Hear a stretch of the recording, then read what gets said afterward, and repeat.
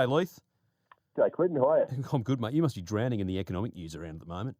Yeah, mate, I'm in demand at the moment. So anyway, that's good. Look, we'll start with negative gearing. Now, the Prime Minister, and we've been talking about this on the show, the Prime Minister, Anthony Albanese, was on with my colleague Chris O'Keefe yesterday, and he said he has no plans to change negative gearing. But when Chris pushed him on that, he couldn't actually rule it out. And he's saying the public servants are always looking at different policy initiatives. Do you think this actually is the plan of the Labor Party to take to the election? Well, I think they're certainly knowing it. Like, Labor's in a bit of a predicament because the Greens are basically cutting their lunch on housing. So the Greens have taken the mind share of the disenfranchised wannabe first home buyer and renters. So obviously they're running very hard on rental caps and all that sort of thing, which is pretty bad policy. But it is capturing the mind of renters. And the Greens have also been pushing hard for reforms to property tax concessions, etc., which is also appealing to the disenfranchised wannabe first home buyer.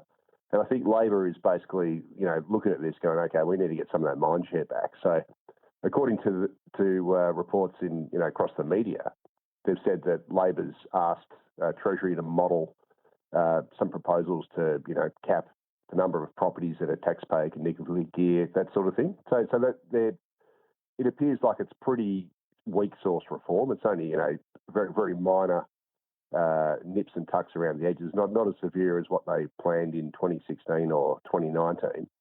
But I certainly think where there's smoke, there's fire. And the media report that I read, I think it was yesterday in the SMH, actually quoted two anonymous Labor Party figures, which confirmed that they're looking at this. So It does look like it's on the agenda. Whether or not it becomes official policy they announce it, we'll have to wait and see. I guess they're mulling it over right now. That's the way the politics works. Like, they put these potentially controversial policies out there to gauge reaction before they push ahead with actually putting a plan out there. Look, I'm going to talk to the Housing Industry Association about this after our next news bulletin, but I know they're going to campaign against it. From an economics point of view, do you accept an argument that by removing effectively incentives for investors through negative gearing, that would free up the housing market, that could lower prices, or could it have the opposite effect?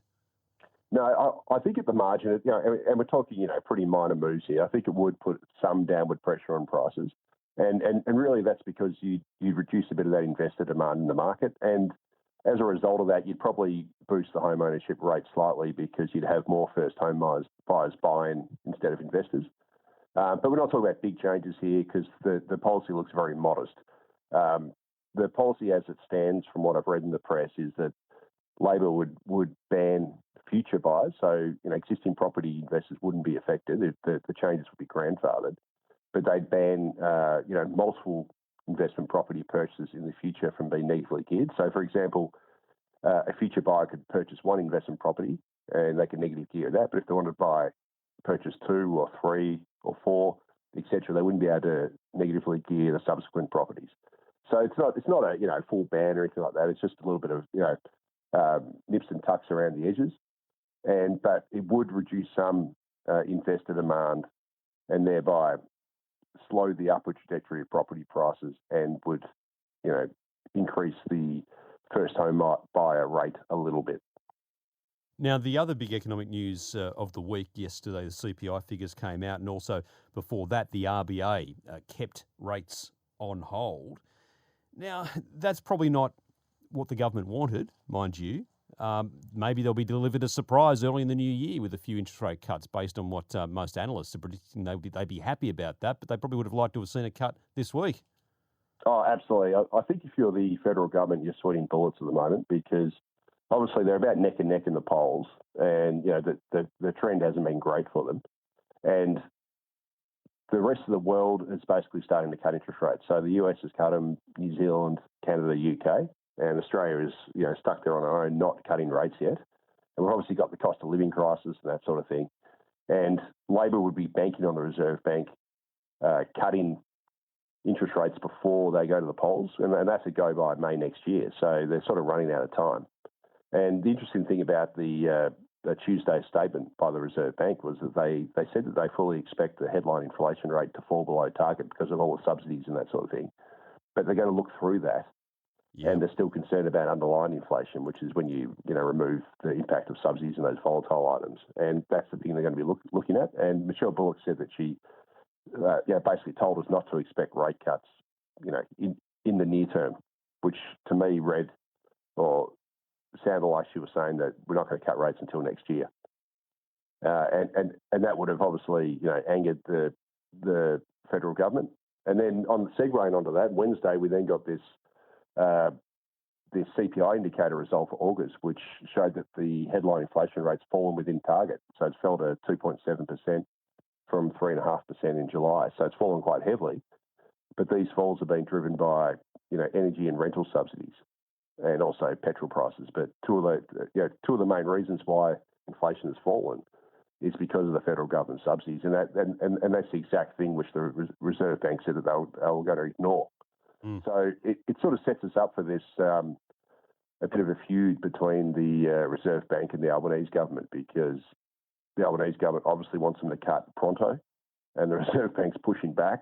And I think we're going to see more commentary from Treasurer Chalmers and Albo, etc., saying that the Reserve Bank's smashing the economy and this is unnecessary and they need to cut rates and blah, blah, blah, and things like that. So it's going to be a fun time to watch, Glenn. Yeah. Do you think, I know that the Commonwealth Bank does have now a rate cut built into their forecast, I think in December, but the other big banks are saying early next year. At this point, what's your view? I think early next year, just because the Reserve Bank was so hawkish in Tuesday's statements, it'll be seem like a massive backflip if they then cut rates in November. And the next main data point we're going to look at is the 31st of October, we get the Q3 quarterly CPI data.